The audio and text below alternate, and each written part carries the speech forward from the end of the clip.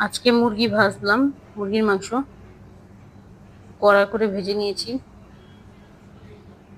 আর যেহেতু বাচ্চারাও খাবে তাই আলাদা করে একটু পেঁয়াজ ভেজে নিয়েছি, এটা আমরা খাবো। আর ভাত রান্না করলাম। তো আসসালামু আলাইকুম, কেমন আছেন সবাই? আশা করি ভালোই আছেন।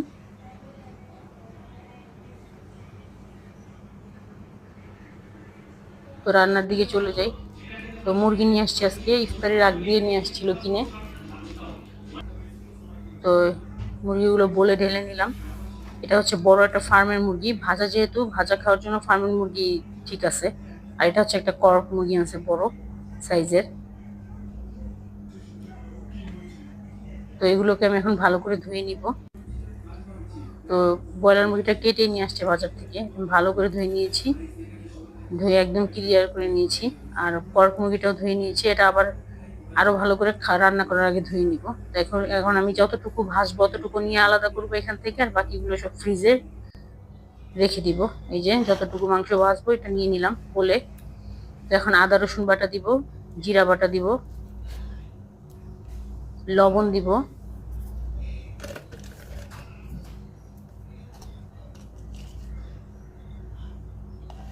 হলুদের গুঁড়া, মরিচের গুঁড়া দিব,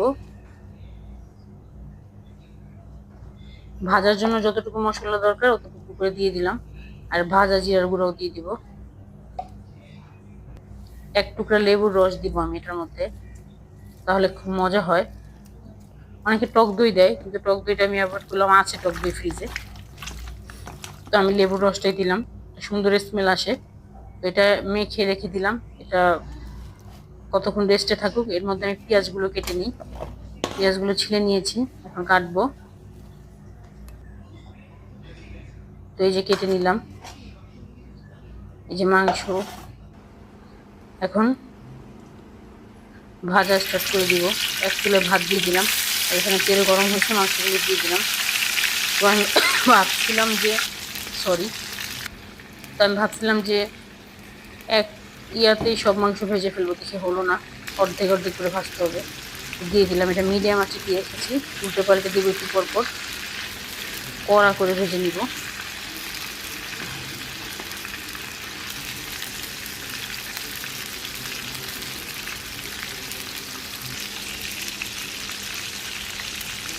যে কালার চলে আসছে আস্তে আস্তে, আরও কড়া করে ভাজবো। ওইদিকে ভাতটাও নেড়ে চেটে দিচ্ছি একটু পরপর। এই যে মাংস ভাজা হয়ে গেছে, এখন এগুলো নামিয়ে নিব, একটা প্লেটে উঠে নিব।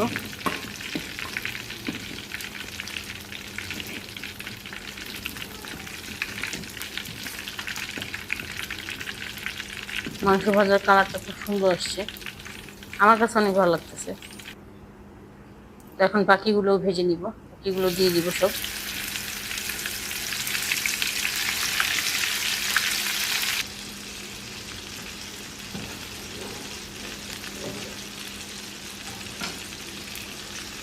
একইভাবে এই মাংসগুলো ভেজে নিব, উল্টে পাল্টে দিব।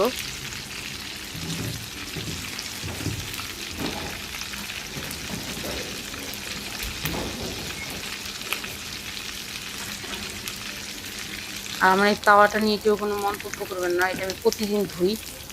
মাংস ভাজাটা হয়ে গেছে, আর এটার মধ্যে ভাজা খুবই সুন্দর হয়, এই জন্য এটা আমি আর কি রাখার কারণ। নতুন তাওয়া একটা আছে, ওইটা নামালে তো আমার আর মাছ লেগে লেগে যাবে, ওইটাও আমি নামাবো, নামে আস্তে আস্তে এটাকে তেল তেলা করতে হবে। তো পেঁয়াজগুলো আমি অন্য করে ফার্স্টে ভাবছিলাম তাওয়ার মধ্যেই ভাজবো, পরে দেখি না, ওটার মধ্যে আবার মাংসগুলো ঢেলে দিচ্ছি সব। আর ওইখান থেকে তেল নিছি, নিয়ে পেঁয়াজটা ভালো করে ভেজে নিব। ভাজা হয়ে গেছে, এখন এই যে মশলা, মুরগির মাংস যে মেখে রেখেছিলাম ওই মশলাটা এটার মধ্যে দিয়ে দিলাম। এটা ভালো করে ভাজা ভাজা করে নামিয়ে নিব। তো ভালো থাকবেন সবাই, আসসালামু আলাইকুম।